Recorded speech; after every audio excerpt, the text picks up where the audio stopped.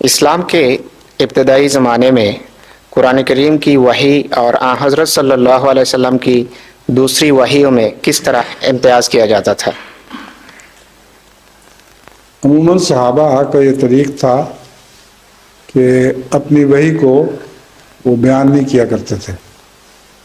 کبھی کسی موقع پر وہ وحی بیان ہو گئی ہو تو اس کے حالات ایسے ہوتے تھے کہ جن کی وجہ سے اس کا ظاہر ہونا بالکل قدرتی امر تھا، مگر بالارادہ صحابہ باوجود اس کے کہ وحی ان کو ہوتی تھی، وہ احتیاط سے کہ کہیں قرآن کی وحی سے مل جل نہ جائے اپنی وحی کو بیان نہیں کیا کرتے تھے.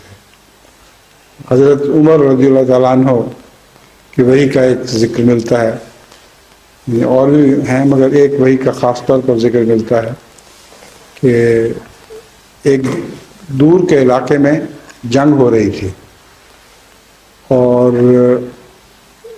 یا ساریت الجبل یا ساریت الجبل جمعہ کی نماز پڑھاتے ہوئے اچانک آپ کے منہ سے یہ الفاظ نکلے، اے ساریہ تم پہاڑ کی طرف ہو جاؤ. ساریہ لشکر کے جنرل کا نام تھا، تو اس کا نام لے کر آپ نے فرمایا تو لوگوں نے تعجب کیا، اور حضرت عمر رضی اللہ تعالیٰ عنہ کو خود بھی تعجب ہوا کہ یہ میں کیا کہہ رہا ہوں، مگر وہ وہی تھی جس کی آواز ساریہ کو سینکڑوں میل دور پہنچی، اور اس نصیحت کو سن کر وہ پہاڑ کی طرف ہٹ گئے. مسلمان جن کے متعلق خطرہ تھا کہ دشمن کو پیچھے سے گھیر لے گا، وہ غالب آ گئے، کیونکہ پیچھے پہاڑ چلا آ گیا اور پیچھے سے گھیرنے کا سوال باقی نہ رہا. بہت دنوں کے بعد جب وہاں ساریہ کے لشکر کا ایک آدمی اس فتح کی خوشخبری لے کے آیا، اس نے آگے بتایا کہ یہ کیسا وقت آ گیا تھا کہ ہمیں خطرہ تھا کہ لشکر میرا میٹ ہو جائے گا، کیونکہ دشمن کی چال تھی کہ وہ پیچھے سے آ کر ہمارے عقب سے حملہ کرے. اس وقت آپ کی آواز آئی، یا ساریت الجبل یا ساریت الجبل.